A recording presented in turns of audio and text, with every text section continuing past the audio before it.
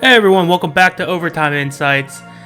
What a game this was. Just had everything you could want in a hockey game.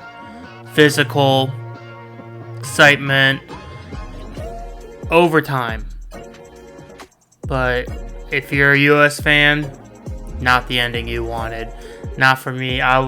It sucks. It sucks. It's heartbreaking. This isn't how you want your team to go out, and especially in overtime when you're just so close to clinching that win.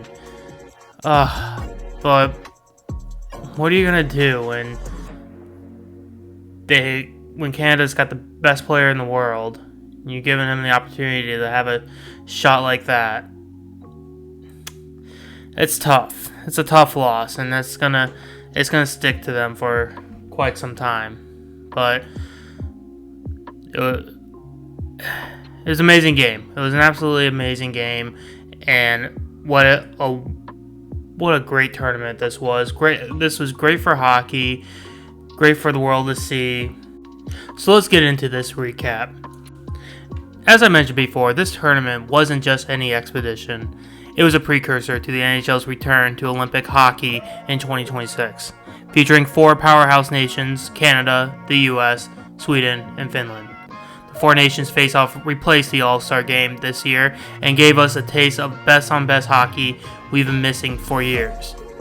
The US came into the final as the slight favorites after beating Canada 3-1 in group play, but Canada had something to prove. After narrowly surviving Finland, both teams were stacked with talent: McDavid, MacKinnon, and Makar for Canada, Matthews and the Tkachuk brothers for the US, but injuries played a role too. Charlie McAvoy was out for Team USA, and Quinn Hughes couldn't come back. He was still sidelined.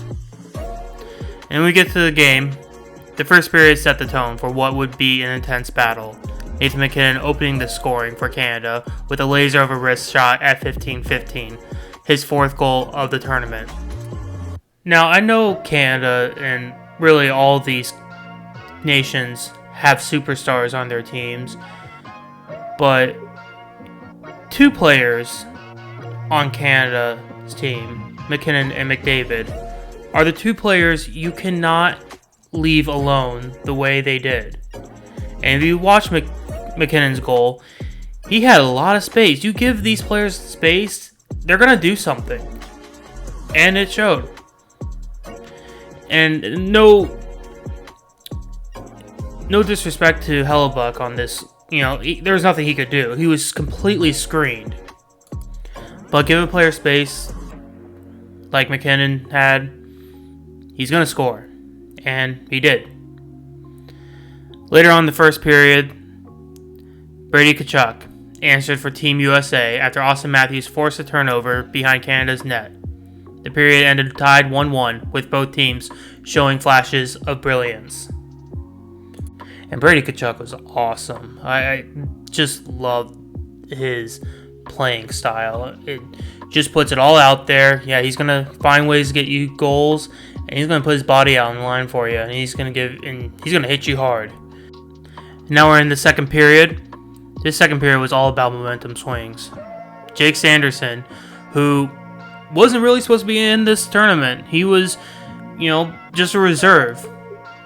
You get Quinn Hughes going down and Charlie McAvoy going down, and there's a chance that Quinn Hughes could play if somebody would get quote unquote hurt, and people were speculating, oh, maybe Jake Sanderson is sick or something, whatever, maybe he shouldn't play. Well, he stepped up very big for them. Jake Sanderson gave the U.S. its first lead at 12:28, capitalizing on a rebound from Matthews' shot. But Canada wasn't done yet. Sam Bennett tied it up 6 minutes later with a gorgeous backhand finish off a slick pass from Mitch Marner. And I'm watching this game too, thinking, man, after Mitch Marner's overtime goal, he didn't do much.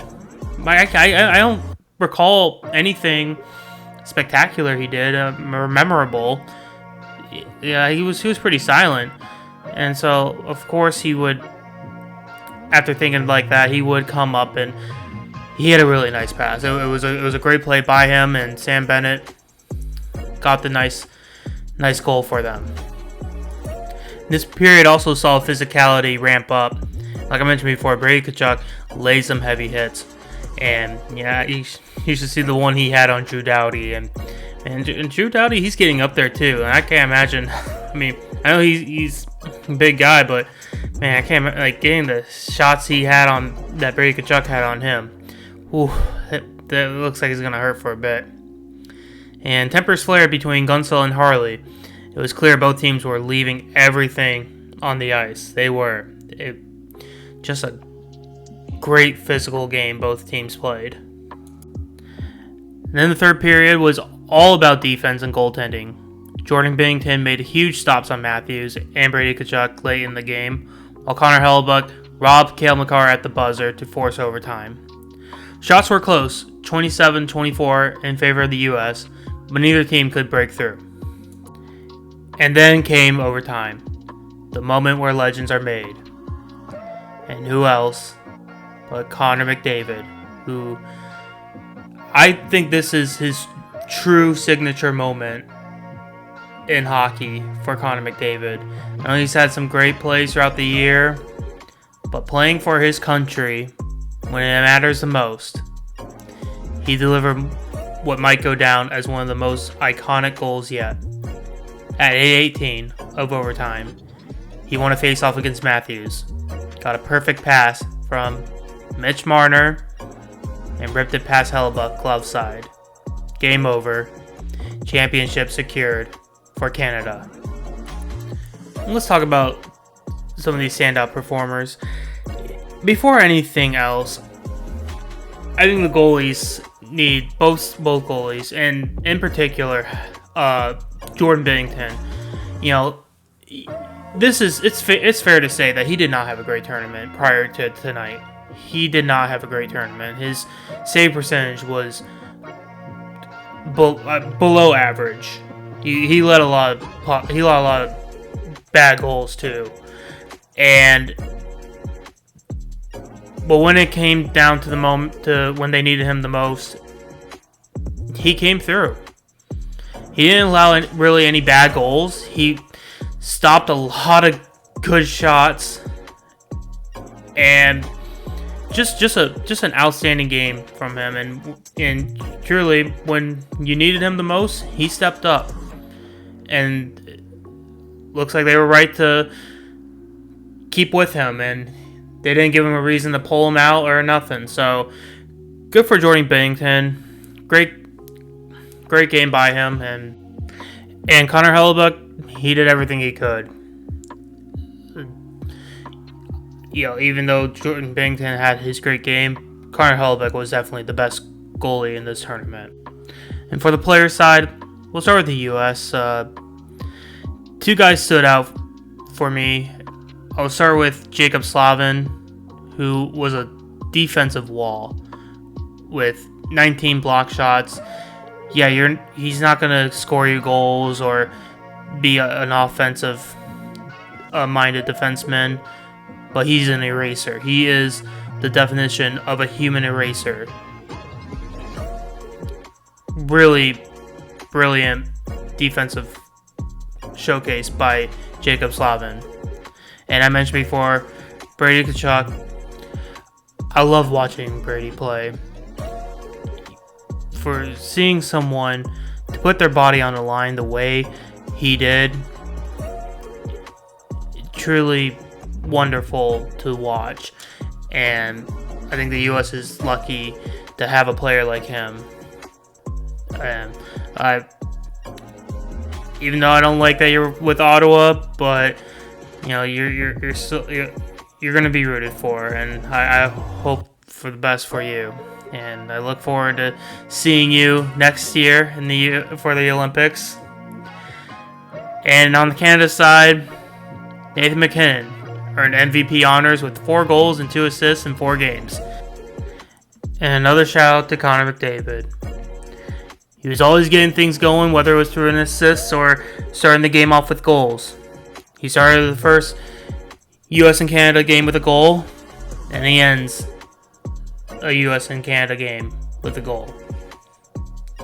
Shout out to Connor McDavid for having his true iconic moment in hockey history. This win adds another chapter to Canada's dominance in best-on-best tournaments.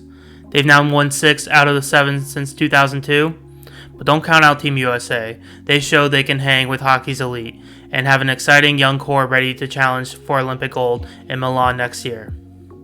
At the end of the day, this game reminded us why we love international hockey so much. The skill, the passion, and those unforgettable moments like McDavid's golden goal. What do you think of the final?